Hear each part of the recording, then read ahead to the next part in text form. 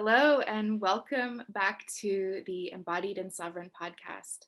On today's episode, I have the absolute pleasure of interviewing Kendra Cunov. So I came upon Kendra's work fairly recently within the past year and immediately just fell deeply in love with her discerning wisdom, her compassion, her humor, and her ability to call bullshit without this underlying air of superiority that I feel often accompanies that kind of um, action. So she was born at the San Francisco Zen Center and lived there with her mom until she was 7, immersed in an environment where people were consciously engaging in life.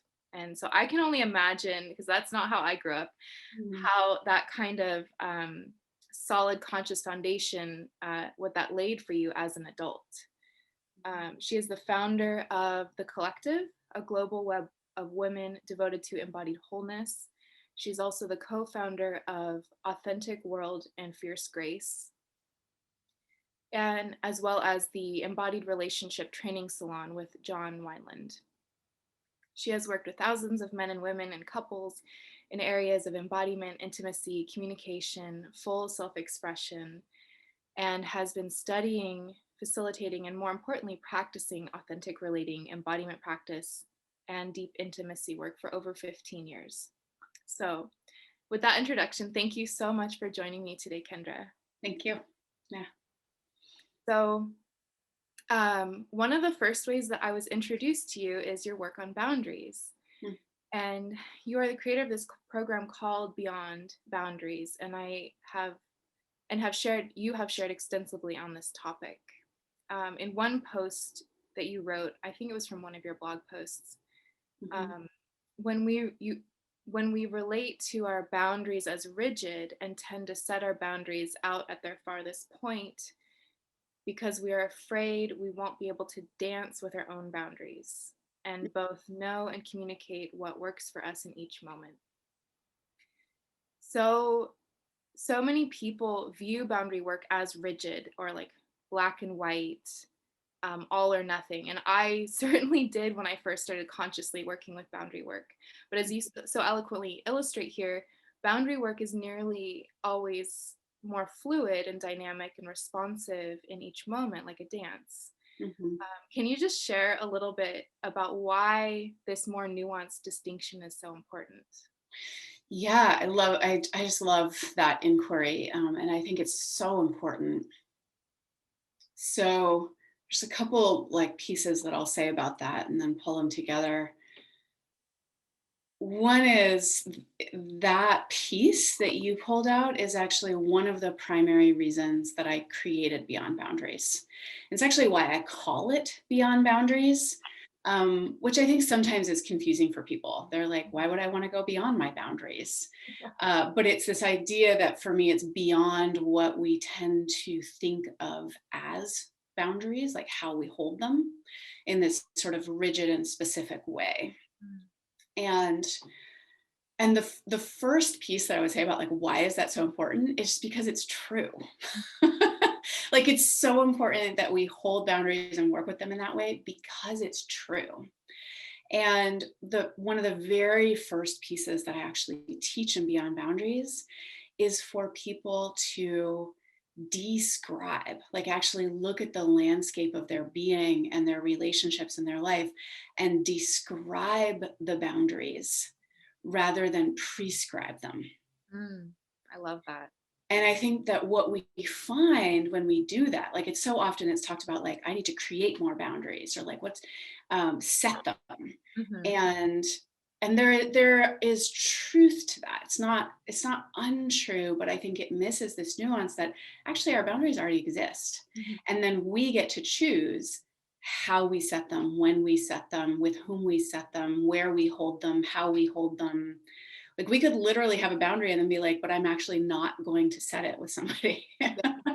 and that's a choice, but whether we say or communicate or hold a boundary actually isn't, that doesn't define whether that boundary exists. The boundary exists whether we set it or define it or say it or hold it or communicate it. It already exists. Yeah. Because, and we feel that. I think we all feel that. And we feel the way that a person can speak to us or move toward us or relate to us in a certain way, and it's okay. And then another person does it and it's not okay. And it's like, oh, look, that's not a rigid boundary. It's relational, it's circumstantial. And that doesn't mean it's untrue. Yeah. Yeah. I love that. Oh. Yeah. So to kind of go along with this theme of boundaries, so I love Brene Brown's work, and I heard her say this quote, I can't remember exactly where, but she said the most compassionate people are the most boundaried, she found in her research. And when I first heard this, I was confused a bit because I was hearing it from this old paradigm, right? Of understanding boundaries more as these like rigid walls where we kind of keep people away. And it just didn't compute that like how, but like, you know, I from this old paradigm being compassionate as like very giving and like almost like no boundary, right? Right. However, in understanding boundaries from this perspective that you're sharing, it makes complete sense, because the boundaries are about what we allow within our own space, ideally consciously, right? Yes. Like our personal boundaries. So when we are not being authentically compassionate to self or others, when we allow things within our own boundaries, that degrades our compassion, I feel like. Yeah. So I mean, I like to think about again, I mean, I think ultimately it is true, our boundaries are our own, but in the broadest sense, the boundaries within ourselves, within a particular relationship, within our experience in any community, which could be like our workspace, our friendship community, it is what allows for the most love, like friendship expression. The boundary ultimately should, I don't like the word should, but I would say should be in the place that allows for the most love and life. yes. And I actually did a piece more recently where I talked about the idea of boundaries as like community responsibility. So rather than like, so when I'm working with an individual, I will always say your boundaries are your own and they are your responsibility. And if I say something and you cross that boundary, like often what I hear is like, but we had an agreement that they wouldn't ... And then they, you know, and I don't mean abusive, but I just mean like, you know, we said we wouldn't talk and then they reached out to me and then they have this whole conversation with them and they're like, but why did they cross my boundaries? And I'm like, actually, you didn't hold that moment. They reached out of like, actually, we're not talking right now, or just not responding, or, you know, there's so many places, but where we really take, there is a place of personal responsibility, totally. And I think if and when we're resourced enough, we can actually start to feel more in the dynamic, oh, where does the boundary need to be? And that person might not be able to hold it, or they might not know that that's their boundary. Or one of the examples that I often give around this actually is with my mother.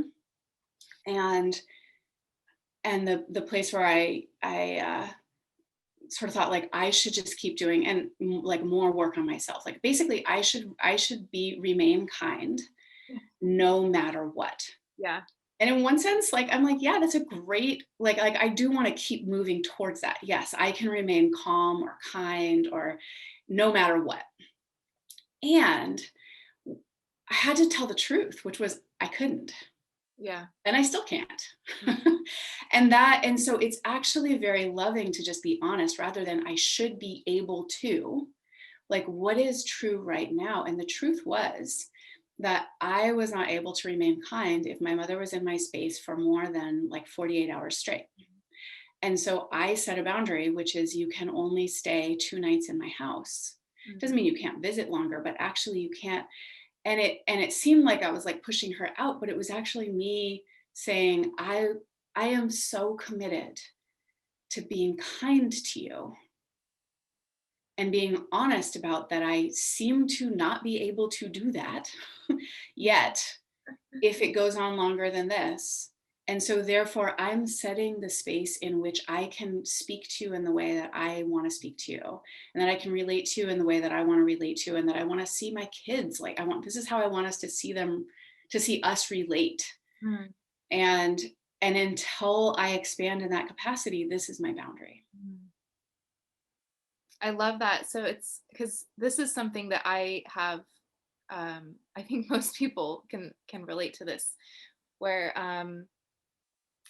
yeah, I constantly strive towards being more kind and more compassionate and more loving, but I think of like the yamas and niyamas from yoga. Like the first two are truth and nonviolence, Mm, and how those two need to be married, right, in mhm, a way to really do their work. Because for me, like growing up in this way where it was like more, there's a I prioritize nonviolence, but not the honesty of being like, oh, I can't maintain this nonviolence or this right. kindness after this amount of time, like you're describing. It is very compassionate towards the self too, right? Absolutely. I mean, but I really think like it's compassionate towards both. Yes. And that it really is like, it's so beautiful that you said that, because we'll say over and over, like, I'm so committed to nonviolence, but then we'll act violent. Like I would yell at my mother. Yeah. Right. And then like, actually, it was not me being nonviolent to not set that boundary. It was actually, it created a space in which I was violent. Yes. And so it does take, though, that first piece of truth. That's what I call actually the first pillar of sacred sovereignty, Mhm. is honesty. And Yeah. then I put in parentheses with self, because I think that's the most primary. But like, oh, I have to tell the truth about what I'm capable of, Yeah. and that it is not more compassionate to to aspire to something that I mean, I can aspire to it, but it's not more compassionate to try to be what I am not yet. Right. Yes.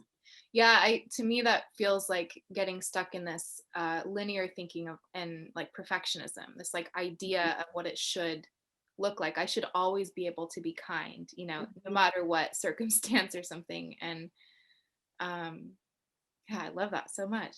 Mm.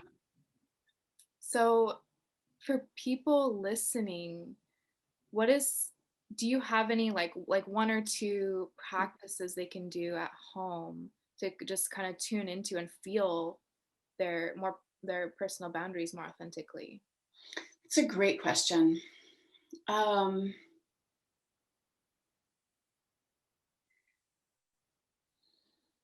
so there's kind of three things, but they all go together. Mhm.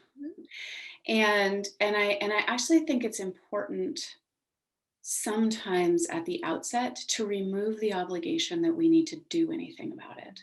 So that's kind of one piece, right? We think like, once I know my boundary, I have to set it. And that actually is part of what keeps us from knowing our boundaries, because it's so scary sometimes to imagine setting it, or to imagine like, well, I can't tell my mother that, or I can't say that to my husband, or I can't, if I do say that to my children, then dot dot dot and then we're kind of like, tripping out into the future about imagining setting a boundary. And so we just we don't even tell the truth about the boundary.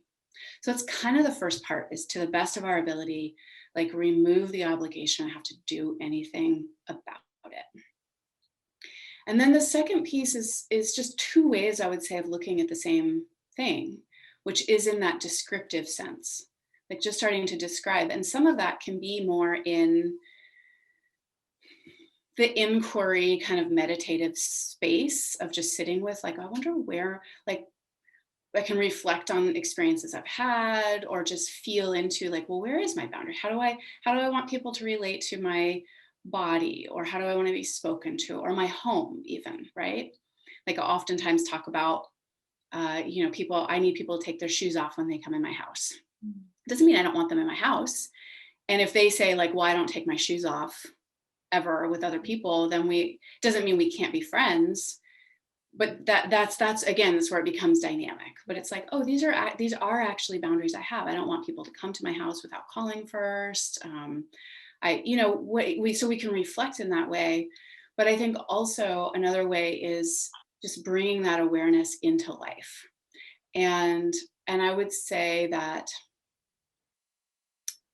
If we feel like things that we might describe as, I feel angry. Like often people will say, I feel disrespected, which we could go down a whole thing about that. But I think it's a great access point to just notice if I feel disrespected, probably I have a boundary. Yeah, absolutely. If I am in the space of like, why do we always do it their way? There's probably a boundary too. This is a whole thing that I have on, it might not even be their way. Like both of us actually might not like it, but if I don't like it, I'll assume it's their way. So Yeah. starting to notice these things, or whatever maybe your primary trauma, we could call them trauma responses, right? So if you notice, if you're more of a fawner, if you notice yourself like really trying to appease people, it often actually points to a boundary because we're doing that in order, like, I hope something will stop happening if I do this. I'm more of like a freezer. So if I get rigid in my jaw, or if I start to notice my eyes get real wide, like that's a freeze response. That usually means something's happening that I wish weren't happening, or I wish it were different.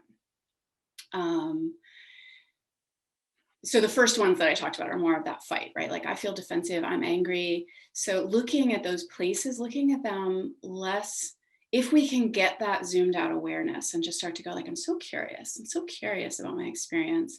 Those are moments where we can go like, oh, I wonder what might be the boundary here. And again, removing like, I don't have to say it, I don't have to set it, I don't have to do anything. I actually just want to discover, oh, it was just too fast. Oh, they came too close to me. Like, oh, there was a word they said I don't like. Oh, like we just start to get nuanced into what was that happened that actually I would like it to be a different way. Yeah. I love that. I love, like in my work, we pay a lot of attention to that, like that physical or emotional feeling response. And when I first learned about these, like what freeze looks like in normal day-to-day life, because I think a lot of people, when we hear about it, we think, oh, out in the wild, when you have a freeze response and you're being attacked by a lion or something. but but it's like these symptoms of like freeze response are less clear too, right? In like fight is a little more obvious, fawn maybe not so much, but still. But freeze, even I think because our heart rate lowers too, and so it's even harder for doctors or someone to really notice when, because it can look like normal. Right. So I think I love that you pointed to that, because I think for people who their tendency is the freeze response, and that's mine too, it we have to pay a little more attention, because it's not quite as obvious when we're having that, like, clenched jaw. Then I think there's like the outcome we want, which is like I can know my boundaries and I can state them and I can hold them, and that's like the outcome. But I really always love to pull it back to like ultimately we just become more intimate with ourselves. And so that whole first piece is like, oh, I want to know, what is my response? Maybe I think I have a fight response, but actually I have a freeze. Or maybe, you know, often there is a freeze response in people who look very calm. Like, again, this is me. Like I've developed, like I have a lot of capacity to be still and like zoom out. And it's a little bit of a flight and it's a little bit of a freeze, but it looks great, man. People like love that response. So because I do the same. yeah. So there's like a place of just getting intimate with ourselves, like, oh, and it doesn't even mean we have to get rid of that, right? That's a great, I'm sure you find that incredibly valuable as like a coach or as someone who holds space, as a teacher. So again, when we can get curious rather than judgmental and have the outcome, then we can go like, oh, I love that response. I want choice around it. Yes. I want to be able to choose. I want to be able to choose how I respond. And right now, I get real automatic calm, Yeah. Yes. Yeah, I think there's this distinction between being responsive, like I get that choice and responsiveness, and versus like just reactivity, right? Where we're just kind of pinging off of what's happening. And it is so much more empowering to feel responsive. right? Yeah. Mm-hmm. Um, so you did a YouTube live last year called Are Boundaries Selfish? And so as someone who I consider myself to be like a recovering people pleaser, I struggled for years with this feeling that having boundaries was selfish, like really, really struggled with that. I still do occasionally, but it's not nearly as bad as it used to be. And the doubts that you described in this talk, like I've had them. It's like I should be able to get over this. If only I was a better person, or I had a bigger heart, or I was more generous. And we've kind of touched on this a little already, but I feel like these are like subtle ways of making our own needs and our own boundaries wrong. Uh, Yes. yeah. Well, and what I love about, the conversation we were having before about this is that it's the reminder, because again, I think that part of including ourselves is so important. And I also think what is helpful to remember is that it actually allows us to love the other person better Yes. also. Yeah. So um, there's a teacher, their first name I think is Prentice. I can't think what their last name is. I'll try to share it with you. Maybe it's Prentice Hill. I'm like, am I just making that up? But they say something like a boundary is the place that allows me to love myself and you at the same Yeah. time. I know the quote. Yes. Yeah. And I've said things very similar to that over the years, but I love the way that they put that so concisely. And I have I have a piece that I wrote on what I call right distance in relationship. It was actually an insight I had based on my child and I like saying good morning to the sun. And I was like, fuck, if we were any different place, like we wouldn't exist. And I think, so we're in relationship, right? The earth is in relationship with the sun. And it's the same with human beings. And I realized this with my ex-husband because he was living in the same like townhouse complex, but we were totally separate. Like we didn't share property because it was this, he had his own rent, had his own relationship with the rental company. And I was like, oh, that's right distance. Like we can be that close, but we couldn't actually own land together, right? So really being in that dance about what is the right distance, that again, it allows for life. Like the distance the sun is from the earth is literally what allows for life. And relationships are like that. And we can feel the gradation, right? In relationships, it's not necessarily, it has to be right here or it's dead, which is kind of like earth and sun. But it's like we can feel life being cultivated. Yeah. We can feel where it starts to be more dead end. And sometimes we get too far away and it's like, oh, there's not life here, but sometimes it's too close. And we can feel it actually starts to kill the lifing of it or the love, my ability to really like you, yeah. I love that because I've never thought of it that way. And I think that is such a beautiful inspiration, this, like, to me, it feels like when you were describing this, like, realization with the sunshine, it's like, yeah, if the sun was it's almost like the sun's too close, it's like too much love, like, quote unquote. It's like this, like, Yeah. maybe more, if I'm drawing it back into this analogy of like people pleasing or codependency, where it's like, um, it's still not real. It's like this, it's like smothering in a way where it's That's, like, I was going to say, it's like stifling. It actually people pleasing stifles love or yes, stifles love. yeah, absolutely. I love that. Whereas I would say, what do they call it? Avoidant, right? Like avoidant attachment, but that it's like that starves love. Yes. So there's like stifling love and starving love, but they both actually don't, one maybe doesn't feed the love, but the other doesn't allow love to breathe. Yes. We need both. Like they're actually not, better. Yeah. That's fantastic. I'm gonna sit with that later. Mhm. um, so on the topic of sovereignty, Yeah. another one which I really appreciate your discernment.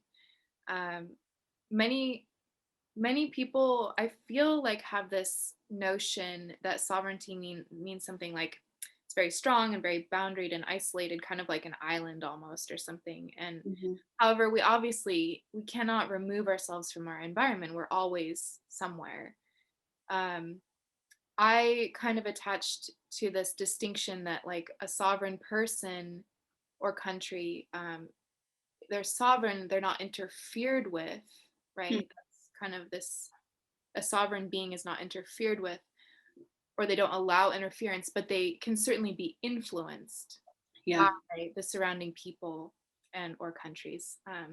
So yeah, would you just share some of your thoughts on this subject?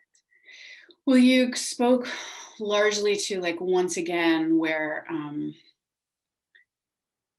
I created my work around what I call sacred sovereignty in a little bit in response to exactly what you described. I was feeling. I was like this word sovereignty and this idea and like the teaching of sovereignty sort of got real hip, but it felt very self-oriented, like in a bubble. Yeah. And I some for a long time, I mean, we used to teach about this in the early days of authentic relating, is really the dance between agency and communion, which Mhm. I would call independence and connection. Yeah. um, and the way that I was seeing sovereignty talked about felt very much like it was weighted towards agency. Mhm. And so there were two fundamental pieces. Um, I ultimately wrote a thing where I had 5 pillars of sacred sovereignty, but there's two that I would speak to specifically here. And one is um, is the truth of interdependence. And similar to when you asked the question at the beginning, like, why is it important to look at boundaries as fluid in this way? I was like, well, because it's true. Yeah. And I say that about interdependence too. I'm often even stuck at what more to say about that. I'm like, well, it's just true. It's like gravity. Yeah. We are not more free if we pretend gravity doesn't exist. So we are not more sovereign or more free if we pretend interdependence doesn't exist. And this sweet little example that happened on Facebook actually with some people that I don't really know, but there was a woman that I don't really know, but I'm connected to, who just asked a question around how do you track the moon cycles? Mm. And I do. I mean, the membership that I run is completely around seasons and moon cycles. Um, and so I went into the thread and I saw another woman that I'm connected to, but don't really know, who basically said, like, why would you want to do that? And I just remember I said, well, we are impacted by the moon. Or I said something like that in response. And their response was something to the effect of like, oh, I guess I don't like to think that I'm controlled by anything outside myself. Uh, And I remember sort of laughing and I was like, oh, that's so cute. Like one, and I say that with so much love yeah. because one, I totally get it. Like none of us want to be controlled by something outside ourselves. So I responded, I said, well, first, I don't really think of it as controlled, but I do think we are influenced. Yeah. And second, like, I think it's happening whether you want it to happen or not. Right. Like we actually are impacted by the sun and we are impacted by the moon. And then just like you brought in, we actually are impacted by all the beings around us, human and more than human. Yeah. And to deny that, I think actually limits us because we are no longer, like you said, in responsiveness to reality. Yeah. Like a reality that we are pretending. Like if I just pretend there's not a wall there, I mean, I'm gonna bang myself into it on a regular basis. So we become more responsive, like, oh, how do I want to get out of this room given that there's a wall there? Now I can break it down and make a new door.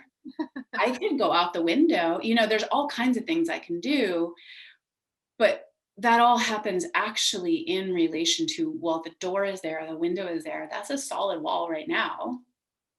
There's a closet, I can pretend like I go out the closet and then I'm going to so we actually become more creative, I think, in response to the recognition of actual interdependence, like what is actually so.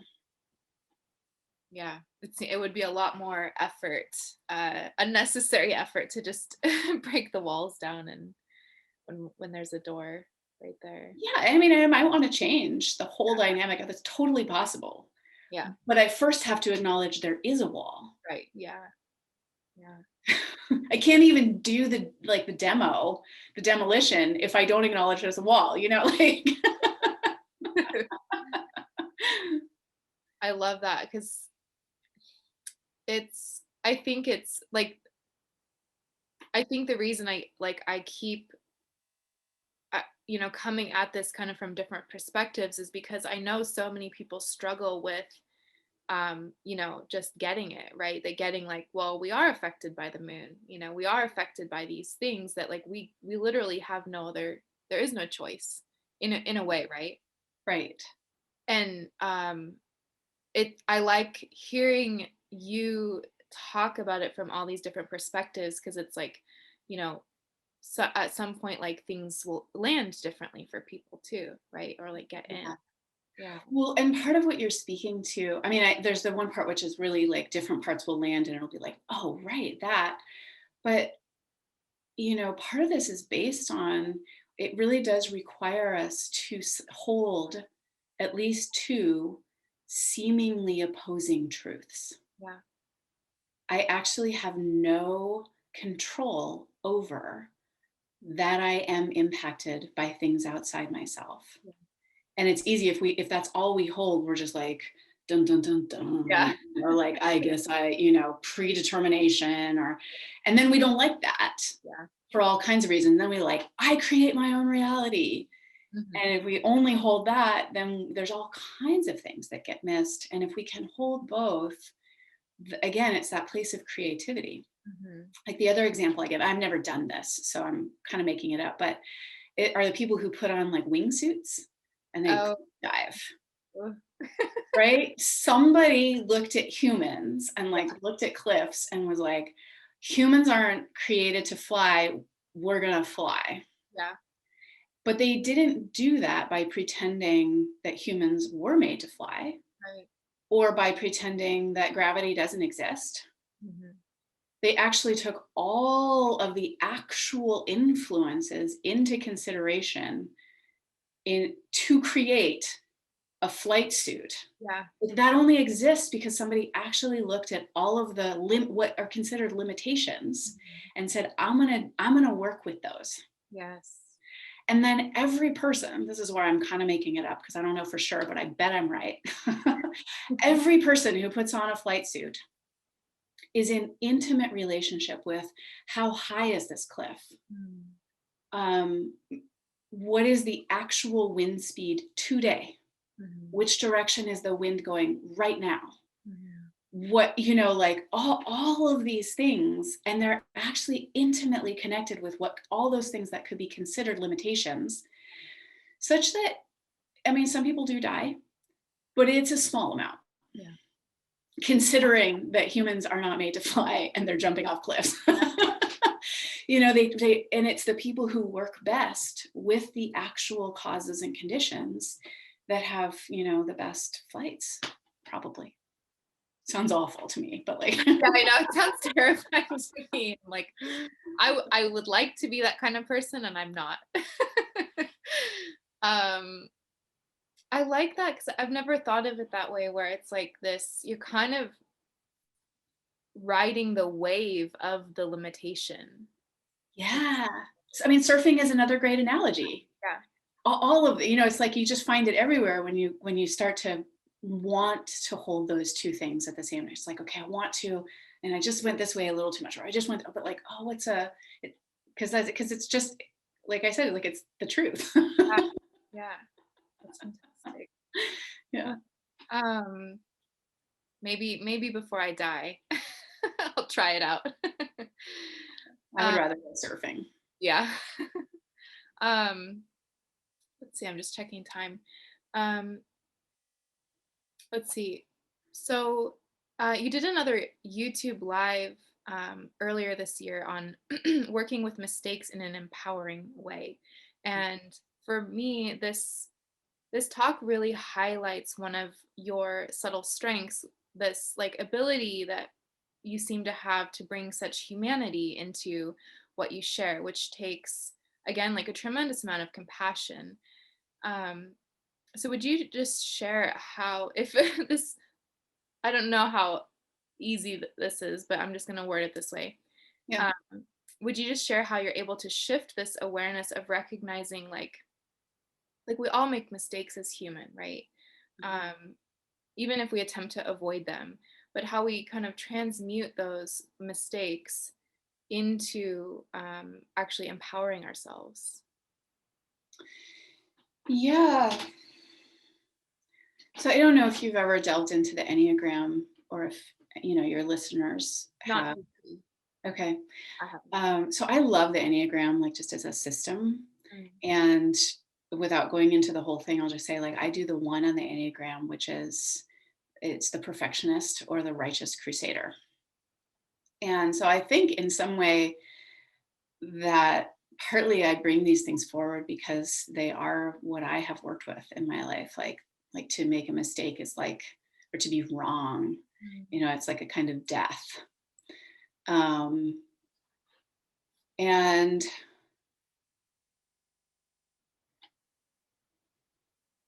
so I would say mistakes are an example of this piece that to me is so pivotal.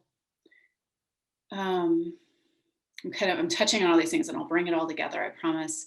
Yeah. But ultimately, what I am most interested in, both personally and collectively, is wholeness. Mm. And so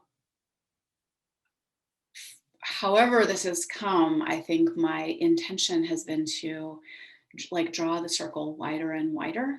Mm. Like, oh, if we're talking wholeness, actually that has to be included too. And in boundaries, the way we've talked about, often what I'll talk about is like, we have to include ourselves in the circle. Like if we're drawing a circle around, it's just like, it's all about them. It's not true, because we have to be included in that circle. And then for our own wholeness, part of the reason I talked about mistakes like this, and I also talk about it in terms of like being needy, or all these things, like these things that so many of us are like, if I could just get rid of that part, Right.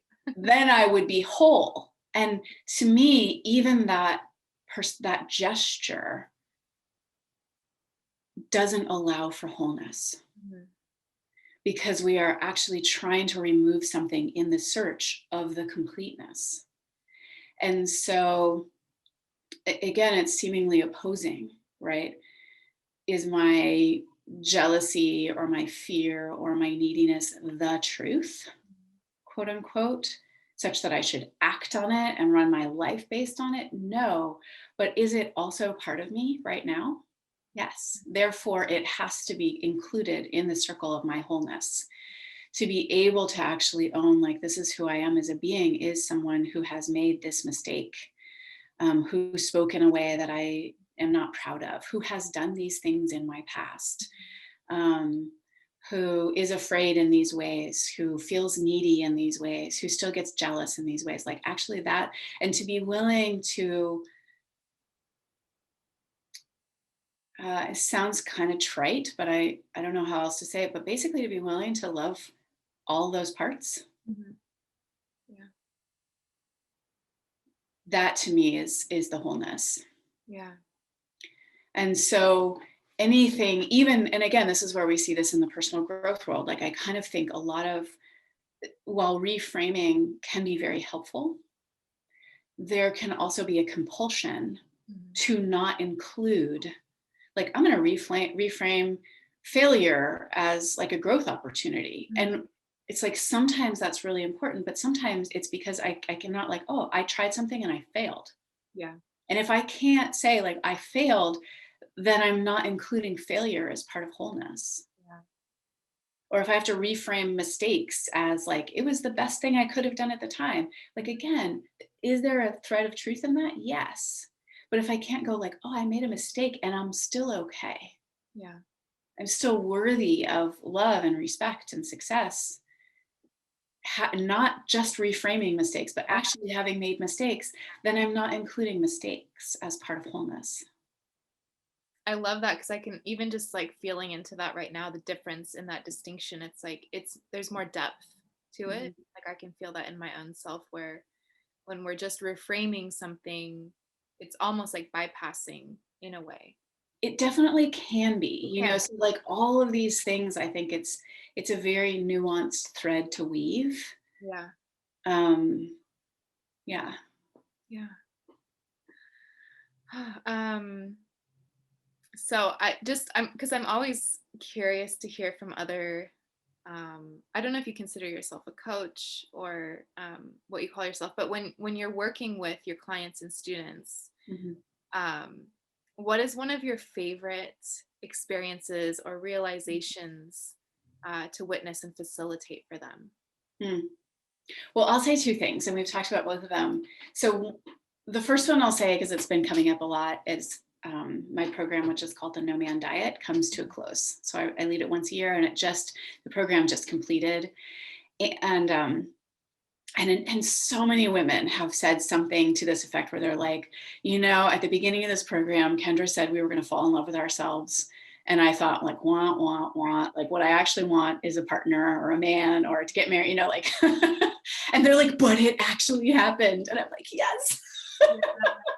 And so, beyond the cliche of self-love, Yeah. what I really love witnessing is when people are like, oh my God, I actually really like myself. I love spending time with me, or that, whatever that is, as you say, like an embodied Yeah. experience rather than like some abstract concept called self-love. I Yeah. should, once I love myself more, then I'll be whole, right? But it's like, oh, I like me, I'm enjoying me. Oh, I'm proud of me. Oh, I looked at myself in the mirror and I thought, oh, like I'm so cute. So that is like, I love that one, because I truly, truly believe that the more that people like themselves, like the better we all are. Yeah. And then the other one we've talked about too, which is really choice. Like when people really get, oh, I get to choose here. And all of the options are possible. Mm.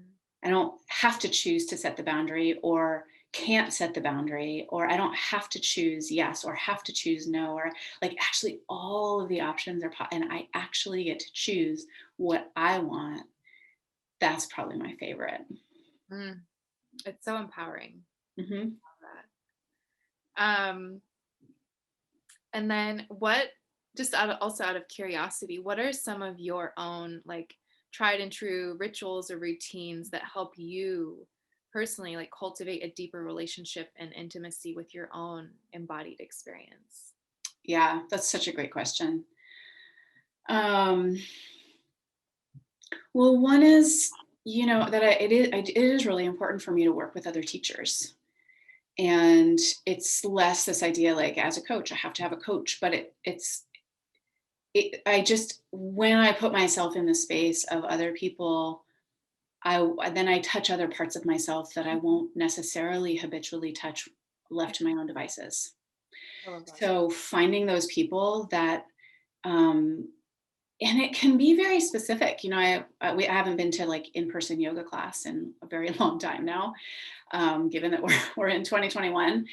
But the yoga teacher that I used to go to, I wouldn't have considered him a teacher in any other realm. But when I stepped into the studio, I really like offered my body, Mhm. because I trusted him to lead me deeper than I could lead myself in that area. Mhm. So I think it's helpful sometimes for people to remember it doesn't always have to be all encompassing. Yeah. We can entrust a part of ourselves, but we can totally entrust in that realm, Mm. and we will meet different parts of ourselves. Um, so I have a number of different teachers, and that's so important to me.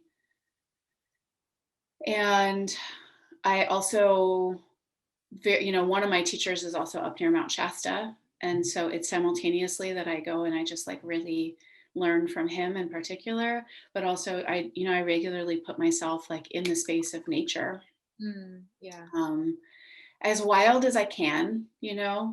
So different people have different access to that, but like I think even being, I go outside every night, and I've been doing I move my body to at least one song. And I have been doing that outside at night under the stars for the last probably month or so. And there's something that's been really beautiful. Like I feel like I don't know, it's this very interesting connection of like, what is the music and how does my body want to move? And then what am I like offering up to the stars? Just to get real cosmic about it. So, I mean, that's another one. Like I have a regular either meditation or prayer practice. Right now it's prayer and bowing. At other times it's a Kundalini yoga meditation or something. But for me, it's the practice itself. And then I also really do believe that there's something around consistency that allows us to meet ourselves when we don't wanna. And that's very different than like just push on through and do it because you said you would. It's like, oh no, I want to meet the part of myself that I get to meet when I still move to a song even though I don't wanna. Or when I still like bow my head to the floor even though I don't wanna. Or like that to me is really key.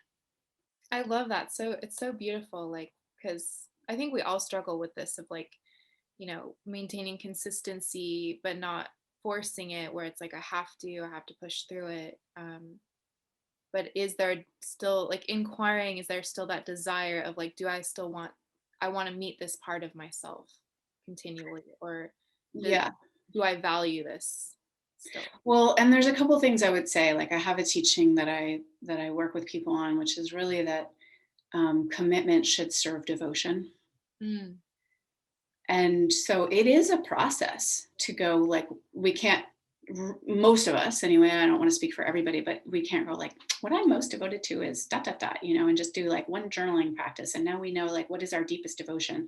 Often it really takes time, but when we get to what are we most deeply devoted to, then we can always go like, and my commitments should serve that devotion. And if they don't, they're probably the wrong commitment. But if they do, then I am definitely sometimes not going to wanna. Yeah.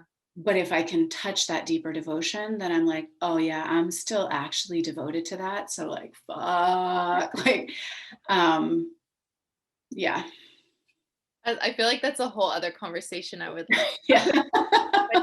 Like this, because I think again, like people get so confused about what commitment is and what it means, and like how to go about staying committed to their, promises in life or to people or what. And it's like, it's so much more complex and dynamic. But like saying, like it's much more authentic if we're staying committed to what our devotion, what we truly value, right? Yeah. And what I find, this is like the oh, what is that word that I'm looking for? But this is like the hard truth. This is the tough love of that, is that when we're truly connected to our devotion, we will accept all the consequences of where we do and don't show up for commitments. So where people, like I think the word authentic that you just used, sometimes they're like, yeah, but it wasn't authentic for me to show up on time. And I'm like, no, you just didn't wanna. And so there's like, I have to show up on time because I said I would, and I am my word and I am integrity. And then there's like, I just do whatever I want in the moment.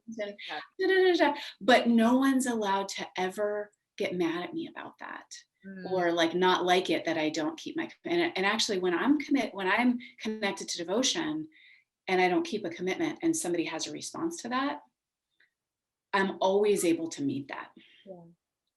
Because I know what it's connected to, and it's not just an in the moment, I felt like it or I didn't feel like it. Yeah, it's more at the core of who you are. Yeah. It's anchored. Yeah. Yes. That's fantastic. So another question I have, what or who is one of your greatest sources of inspiration? Yeah, I love this question too. The first one that comes up when I hear that is that it's nature. So many, like that whole right relationship piece, totally came up in connection with the sun. And that's just been true my whole life. Like you referenced at the beginning how I grew up in the Zen Center. And it actually took me years to realize that probably even more like influential in my life was that where I grew up was in the middle of the wilderness. So I was living in a Buddhist monastery with people who were devoted to like, awareness practice. And absolutely that impacted my life. But that was this tiny little community in the middle of the wilderness with no electricity. And so like actually growing up with the sounds of nature, with darkness at night, connection to like a river and mountains and scorpions. And, like, I actually think that shaped me probably more. Yeah. And it's one of my like greatest gratitudes in life. And so I'm always looking to how does nature move, and what can I learn? And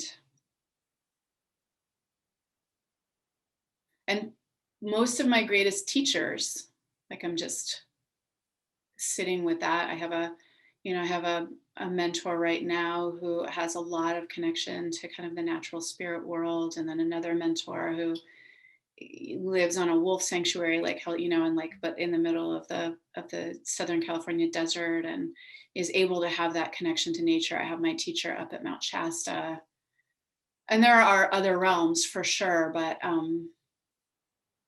that's probably the biggest. And then, Mary Oliver is has been a huge teacher. And again, that's like this huge relationship with nature. Yeah. She's amazing. Yeah. I think that's one of the things that stood out from what I've seen you share is, your connection with nature and appreciating people like Mary Oliver. So one last question. On your About page, you have this very humanizing and endearing section called 7.5 Other Things About Me. And you say one of your superpowers is being able to identify edible plants anywhere, anytime. Mm-hmm. So I can't say that for myself, but I did study ethnobotany and plant medicine up in my neck of the woods in the Pacific Northwest. Mm-hmm. And so I'm just wondering, what if you have like a most intriguing plant from this region of the world? Like where you are. Yeah. So the thing that I would say about that is that it actually is in connection. So like I'll be out and I'll be like, oh, I know what that is. But I don't actually have it's not it has become a studied skill. But it was one of those things where I was like, I don't even totally know where I learned this. But if I was walking in your area, I would probably be able to know certain things, but I don't actually know like, oh, what grows in that region and what grows in that region. And, but I had this uncanny knack. Like I'd be driving, even in the Bay Area, like I'd be driving and I'd be like, oh, they have an apricot tree. Like I'm coming back here in, July for the part that hangs over the fence. And I could just see them. That's so cool. I can just see them. Yeah. I remember, so I was a nanny for a number of years in San Francisco, and I used to walk through the city, but the parks and all that. And I remember one of the little girls I nannied, it was like one of the best compliments ever. She looked at me, she was like, Kendra, you know everything about plants. And I was like, well, I don't know about everything, but thank you. Yeah. It feels so good to be connected to nature in that way, because it's again, it comes back to this like sense of like intimacy with your environment, and again, like also knowing like the limitations of that, like what are the danger parts and what are the nourishing parts as well. Yeah, I have, not a long-term teacher, but I have somebody that I studied broom making with, which is so awesome. And they talk about it like the more than human realm. And I really love that. Because I also love, when I talk about nature, it often feels sort of like there's humans and then there's nature. I don't feel it that way, but it's hard to always know how to talk about it. But looking at what is the human realm, and then looking at it, like who are our more than human allies, our more than human connections. Yeah. Oh, well, thank you so much. We're at time. It's been such a pleasure speaking with you, and thank you for taking your time and space to share your discerning wisdom with us. You're so welcome. It's totally been a pleasure. So if you want to find out more about Kendra and her programs, you can visit her website, kendracunov.com. That's KendraCunov.com. Thank you so much for listening. If you enjoyed this episode, please subscribe, rate, review, and share. I also have a special free gift for all of my listeners. Just go to meganhart.coach/gift. That's MEGANHART.coach/GIFT. All my love to you. Until next time.